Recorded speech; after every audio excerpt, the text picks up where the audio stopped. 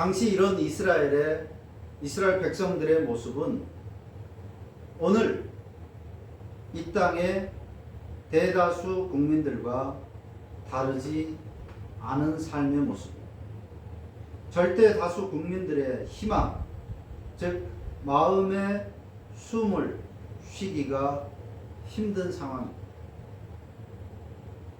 점점 더 옥죄어 오는 것이고 갈수록 더 힘들어질 것이라는 그런 진단과 평가들이 들려옵니다. 지난 12월에 한 목사의 일가족이 자살을 한 사건이 있었습니다. 경제적인 어려움 때문이었습니다. 일반 사람들과 달리 목회자의 자살은 비난 일색일 수밖에 없습니다. 일반 사람들도 일가족의 자살은 비난을 받는 것이 오늘 시대인데 더구나 목사의 가정의 일가족 자살은 그 누구에게도 동정을 받을 수 없는 것이죠. 어떻게 목사가 신앙인들조차도 이해할 수 없다라는 그런 평가가 많이 있습니다. 그러나 어떻게 목사가 보다 먼저 얼마나 힘들었으면이라는 안타까운 마음을 가져야 되는 거죠. 그만큼 교회 공동체 의식은 무너져 있었다는 의미일 것입니다. 주변에 사람들도 있을 것이고 시찰회 또 소속된 노회, 총회 이런 공동체들이 있었겠지만 그러나 그 누구도 그들이 다시 일어설 만큼의 손을 내밀지 않았다라고 하는 공동체 의식이 얼마만큼 무너져 있었던가를 보여주는 의미가 됩니다. 또한 인간 사회를 구성하는 가장 기본적이고 필수적인 조직이 가정입니다. 어느 사회든지 가정이 올바로 되어야만 그 사회는 건강한 사회가 되는 것입니다. 그런데 결혼을 기피하고 출산을 포기하다시피 하는 것으로 오늘 우리 사회가 표현되고 있습니다. 가장 기본이 흔들리고 있고 초등학교 입학 정원이 미달이고 이 사회가 밑바닥부터 흔들리고 있는 것. 개천에서 용난다는 말은 옛말이고 이제는 개천에서는 냄새만 난다라고 합니다.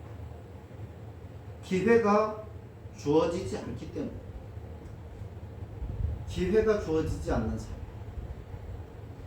죽을래서 죽는 것이 아니라 숨이 막혀감으로 살 수 없어서 죽어지는 것이다 라고들 표현합니다. 인간적인 관점으로는 숨을 쉴 수 없는 절망의 상황입니다. 그런데 그런 처지에 놓인 그들이 극상품 무화과라고 하는 것은 하나님께서 그들을 돌보시고 지키셔서 회복하실 것을 약속하셨기 때문입니다. 그 약속의 말씀을 믿고 다니엘처럼 신앙의 공동체를 잘 지켜내라는 것입니다. 이것이 예레미야 선지자에게 보여주셨던 무화과 열매 환상입니다. 니들이 보는 것과 다르다는 거예요. 니들이 볼 때는 못 먹게 생긴 무화과 나무가 포로로 끌려가 있는 사람들이라고 생각하겠지만 신앙을 지키다가 고통을 당하는 사람이라고 생각하겠지만 그러나 하나님은 아니라는 것입니다. 지금 잘 먹고 잘 살고 잘 나간다고 생각되는 그런 사람들이 결국에는 하나님께서 철저하게 짓밟아 버릴 나쁜 무화과라고 합니다. 하나님께서 하나님을 향한 신앙을 지켜가는 공동체를 회복시키신다고 약속하는 것입니다. 여기서 우리가 한 가지 놓치지 말아야 할 중요한 것은 그들이 극상품 무화과인 것은 그들 자신에게 있는 어떤 조건 때문이 아니라는 사실입니다. 결국 그들의 노력과 그들의 인내와 그들의 지식과 경험들이 결국에는 그들로 회복시킬 것이다. 그것이 아니라는 것입니다. 오늘 7절의 말씀은 내가 여호와인 줄 아는 마음을 그들에게 주어서 그들이 전심으로 내게 돌아오게 하리니 그들은 내 백성이 되고 나는 그들의 하나님이 되리라. 여호와인 줄 아는 마음, 곧 하나님의 약속의 말씀을 신뢰할 수 있는 그 마음, 다른 표현으로는 믿음, 그 믿음을 하나님께서 그들에게 주셨기 때문이라는 것입니다. 하나님께서 그들의 마음에 견딜 수 있는 마음을 주셨고 또 하나님을 향한 소망을 가질 수 있는 믿음을 주셨다는 것입니다. 그래서 무려 70년의 포로 기간에도 그들이 대를 이어서 오히려 더 신앙의 공동체로 단단해질 수 있었던 것은 하나님의 임재, 곧 약속의 말씀으로 함께 하셨던 그 숨구멍이 열려 있었기 때문이라는 것입니다. 우리가 볼 때는 죽어 마땅한, 죽을 수밖에 없는 그런 상황이었지만 그러나 그들에게 숨을 쉴 수 있는 숨구멍이 열려 있었다는 하나님의 말씀이라고 합니다. 하나님이라고 하는 아주 큰 숨구멍이 열려 있었기 때문에 그들은 그 어려운 상황을 믿음으로 견뎌낼 수 있었다고 하는 것입니다. 이스라엘이 가장 신앙이 좋았을 때가 언제냐라고 할 때 바로 이 바벨론 포로 기간이었습니다. 이때 오늘 우리가 가지고 있는 이 구약 성경 39권이 이 형태로 정리되었습니다. 이 포로 기간에 이스라엘이 우상 숭배를 척결했고 그리고 안식일 규정을 분명하게 했습니다. 그동안 이스라엘 나라가 세워지고 이스라엘이 망하기까지 이스라엘의 우상 숭배가 끊이지 않았습니다.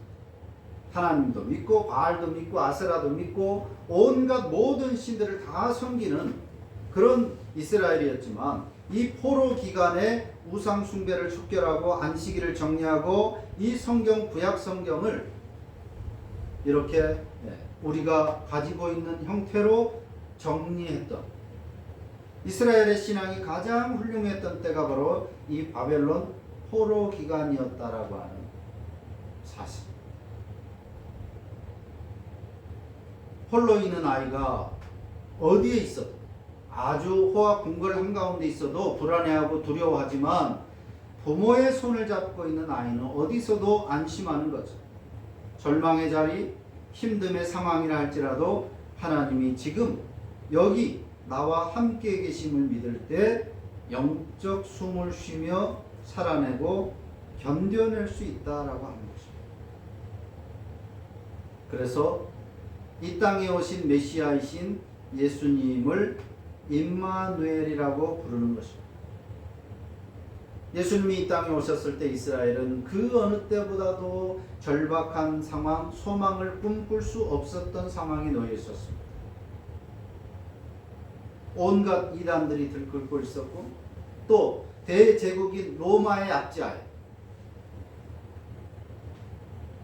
핍박을 받고 있었습니다. 성전에서 돼지로 제사를 드리는 그런 아주 극악무도한 자들이 있었습니다.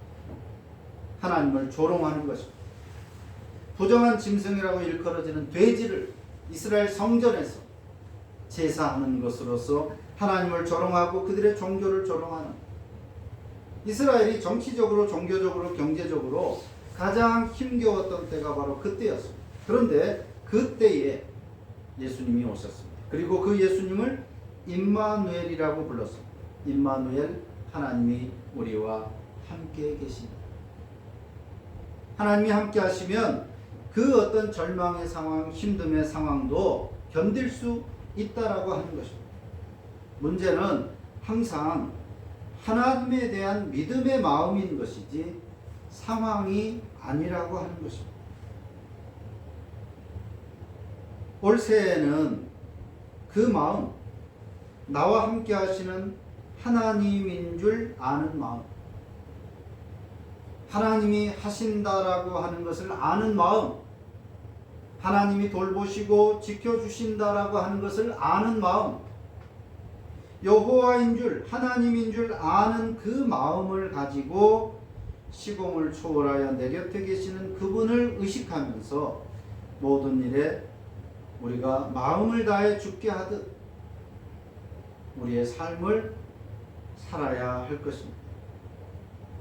그때 주님께서 반드시 극상품에 달고 좋은 결실을 맺게 하신다는 것입니다. 하나님은 우리 모두를 하나님의 백성으로 부르셨습니다. 값어치가 없어서 값을 매길 수 없던, 영적으로 죽었었던 우리를 그야말로 값을 매길 수 없도록 가치 있는 극상품의 존재가 되게 하셨습니다. 자리가 사람을 만든다는 말처럼 자기 존재 가치에 대한 인식이 그의 삶을 만드는 것입니다. 내 신분이 어떠한가를 늘 생각하면 그에 맞게 걸맞게 살아가려고 하는 것입니다. 내가 누구인지, 내가 어떤 사람인지, 어떤 신분의 존재인지를 우리가 알면 그 알미 우리의 삶을 만들어가는 겁니다. 그래서 내 가치, 즉 정체성을 바로 인식하는 것이 중요한 것입니다.